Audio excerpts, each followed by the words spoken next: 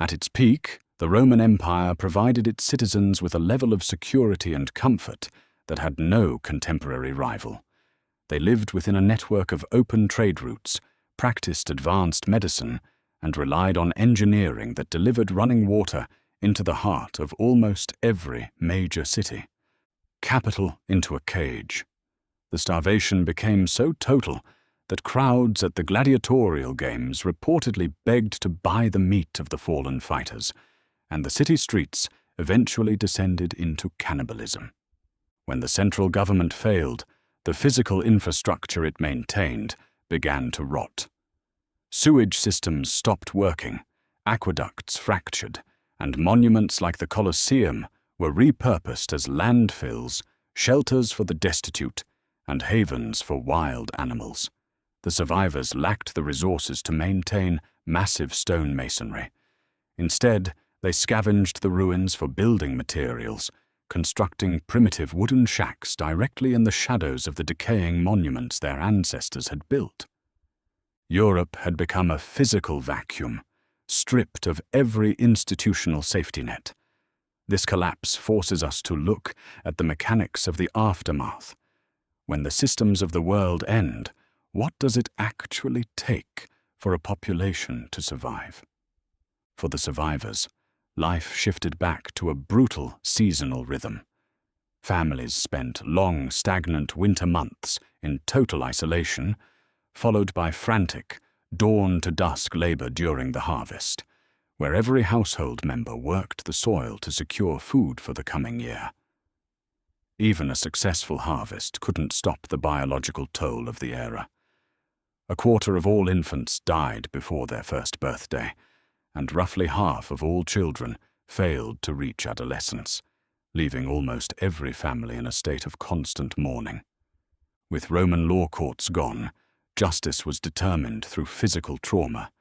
In the practice of the ordeal, an accused person was forced to reach into a boiling cauldron of water to retrieve a stone. Their innocence depended entirely on whether their burns showed signs of healing a few days later, a result viewed as a direct verdict from God.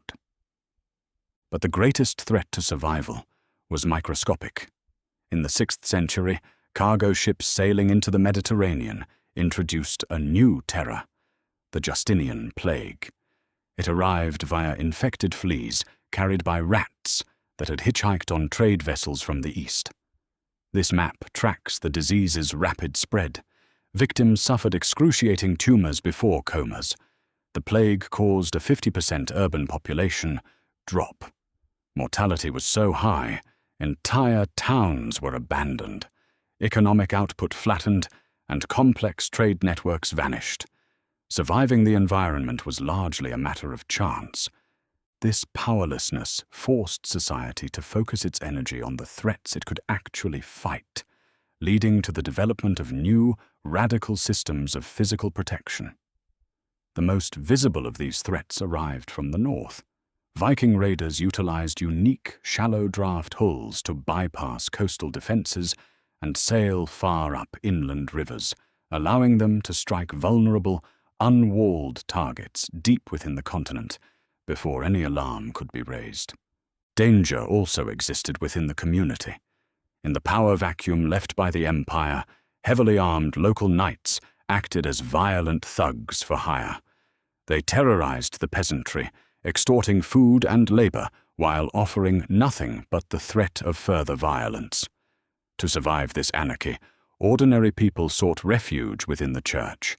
They surrendered their independence and property to monasteries, which had the wealth and organization to provide both physical shelter and a stable, predictable economy. Military leaders also adapted.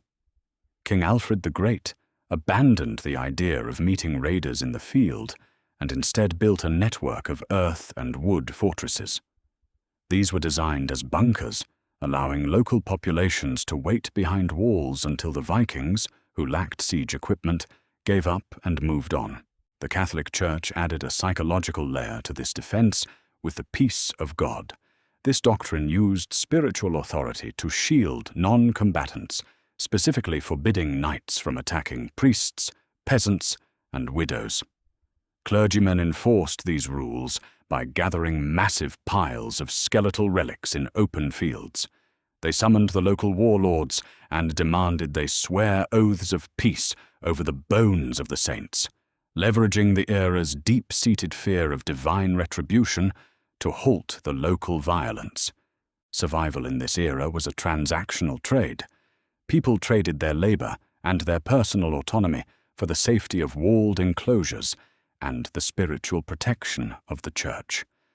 The extreme pressures of the early Middle Ages functioned as a sieve, stripping away Roman luxuries and leaving behind only the most durable social structures. These years of violence and scarcity acted as a crucible for a new kind of civilization. The primitive earth and wood bunkers evolved. Over generations, builders replaced timber with sophisticated stonework, turning temporary hideouts into the permanent, impenetrable castles that would eventually define the European landscape. While monasteries provided a physical haven, they also functioned as the continent's only libraries. Because they were the only institutions with the resources to survive the economic collapse, they became the sole vaults for the classical texts that would eventually be rediscovered to fuel the Renaissance.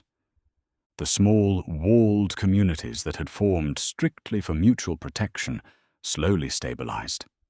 As these insular defense points attracted craftsmen and trade, they grew into the foundational cities of modern Europe, turning a survival tactic into a permanent urban framework. The fall of Rome triggered a systemic collapse, but it did not break the people left in its wake. Through 3 centuries of relentless local defense and the meticulous preservation of knowledge, the survivors built a framework that was far more durable than the ancient empire it replaced.